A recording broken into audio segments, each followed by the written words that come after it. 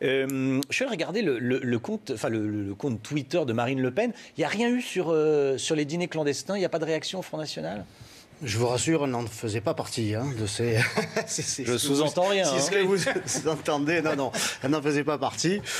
Écoutez, que vous direz, le plus désolant, c'est ces Français à qui on demande, qui on exige bien de rester chez soi, qu'ils appliquent, qu'ils encaissent des privations de liberté tout azimut, et notamment celle de ne plus pouvoir aller au restaurant, et les restaurateurs eux-mêmes, à qui l'on impose une fermeture drastique pour celles et ceux d'entre eux qui se hasardent à ouvrir, bien ils sont sévèrement financièrement sanctionnés. Et puis en haut, si je vous suis, c'est et puis en haut, il y a deux poids deux mesures. Oui, pour le moins, il y a une hyperclasse, manifestement, qui s'accorde tous les droits, qui n'applique pas la loi, qui ne la respecte pas. Et ça, c'est insupportable pour les Français. Voilà, c'est tout à fait insupportable. Mais vous condamnez, même si c'était dans un les cadre restaurateurs qui relativement ouvrent de façon clandestine ou pas? Pardon? Vous condamnez les restaurateurs qui ouvrent de façon clandestine ou pas? Moi, je souhaiterais qu'ils ouvrent de façon légale et générale, les premiers d'ailleurs, en respectant bien sûr les consignes sanitaires, parce qu'ils n'en peuvent plus. Mais vous ne voulez pas les condamner? Non, mais c'est... C'est-à-dire, moi je les comprends pour ceux qui ouvrent, mais ça fait 1 an qu'à Marseille, depuis septembre, ils sont fermés.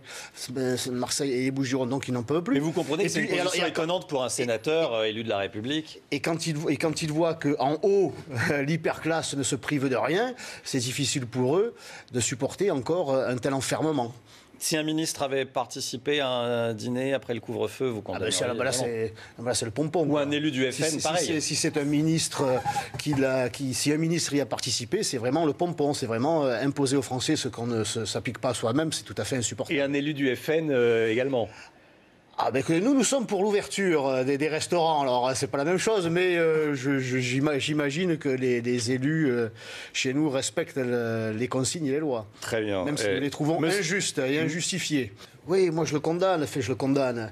C'est tout le... vous êtes en train de vous dire, oui, je suis peut-être pas assez clair dans mon message. C'est clair qu'il y a une interdiction pour tout le monde, les restaurateurs souffrent, les Français ne peuvent pas aller au restaurant, ils sont privés de liberté individuelle, essentielle, c'est absolument anormal que ce genre de dîner puisse être organisé. Mais dans le même temps, moi je vois, ne serait-ce qu'à la gare, tiens, j'ai pris le train à Marseille pour venir à Paris, et je le prendrai à la gare de Lyon dans quelques jours, et nous sommes tous les uns sur les autres, dans les transports en commun, dans les bus, les Français sont les uns sur les autres.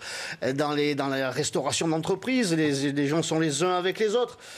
Donc il est temps vraiment qu'on libère les Français, qu'on libère les restaurateurs et qu'on en finisse avec cette actualité. Là, on dirait qu'il y a une bombe médiatique, mon Dieu, dans le reportage. Oh là là, les convives s'embrassent, mais on dirait que c'est l'apocalypse, que c'est la fin du monde. Et on frôle la délation. Oui, c'est la délation. Alors, c'est pas normal que ce dîner ait eu lieu, mais il faut quand même, sachons raison garder, quoi. Stéphane Ravier, vous applaudissez? C'est bien la moindre des choses que le 7 avril, on nous annonce quand même l'arrivée de ce vaccin. Moi, ce que je note, c'est qu'on aurait pu faire mieux si le président de la République n'était pas dans une potinophobie, une russophobie, une idéologie qui l'a conduit donc à refuser, à rejeter le vaccin russe. Ce vaccin, il est, d'après ce que j'ai pu en lire, moi je ne suis pas un scientifique, mais je m'informe, il est performant, il est sécurisé, et pourtant on se détourne de cette voie-là qui aurait pu permettre une accélération de la vaccination, de protéger des vies, mais non. Monsieur le député, sur le vaccin, sur le Sputnik... Il y a le traitement aussi, le traitement de la maladie. Il y a aussi des traitements vers lesquels les pouvoirs publics ne s'orientent pas, c'est dommage. Je pense que le choix qui a été fait, c'est le choix de l'Europe, et c'est un choix qu'il faut assumer. C'est le mauvais. Oui, c'est sûr, pour vous c'est le mauvais, mais pour nous c'est le bon en tout cas. C'est celui qui a ralenti l'achat de doses, c'est celui qui nous a contraints. Notre pays s'est soumis à la discipline européiste et n'a pas pu prendre d'initiative, puisqu'il n'est pas souverain, et donc nous n'avons pas eu les vaccins, les doses que nous étions en droit d'obtenir. Parce que nous sommes à la remorque d'un système qui est en dessous de ce qu'il faudrait être, c'est-à-dire réactif, Bon, voilà, cette Europe a démontré toute son efficacité, voire sa nocivité. La vérité, dites-nous, allez-y, dites-nous. Ça, ce sont vos objectifs. Vous vous auto-congratulez d'objectifs que vous êtes vous-même fixés.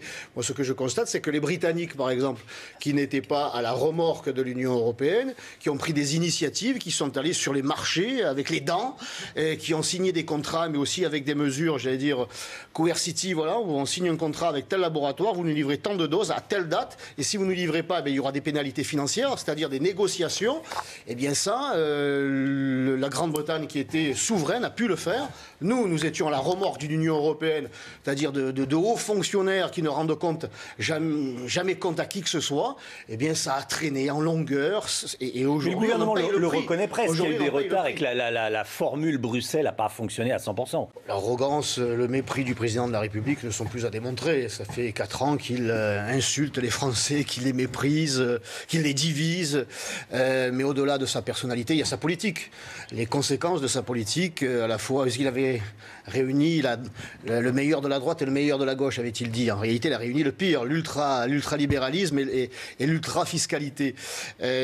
Tout ça, ça a engendré une crise, la crise que nous connaissons, la crise économique, toujours plus de chômage. Nous sommes à près de 10 millions de pauvres dans ce pays, une crise migratoire, une crise d'insécurité, un islamisme qui se développe. Bref, là, tout ce qu'avait annoncé Marine Le Pen, eh bien, se réalise depuis quelques années.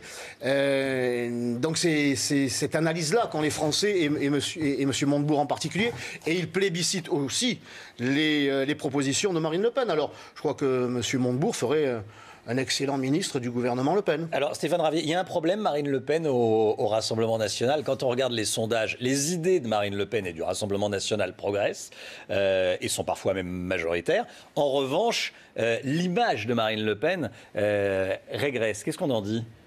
Et quand on a une image détériorée qui lui permet d'obtenir, dans les sondages, déjà 48% des intentions de vote, je pense qu'il y a quand même une image plus dégradée que celle-là. Écoutez ça, l'image de Marine Le Pen, elle est surtout véhiculée par des gens qui lui sont hostiles. Il lui appartient, dans les mois à venir, de faire savoir qui elle est vraiment. Pour la connaître, moi, personnellement, je peux vous garantir que l'image qui est donnée d'elle ne correspond pas du tout à sa personnalité.